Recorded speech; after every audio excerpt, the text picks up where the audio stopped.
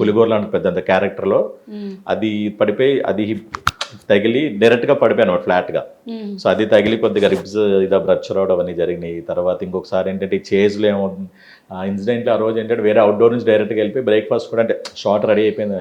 Late అయింది యాక్చువల్గా నా వల్లే లేట్ అయింది.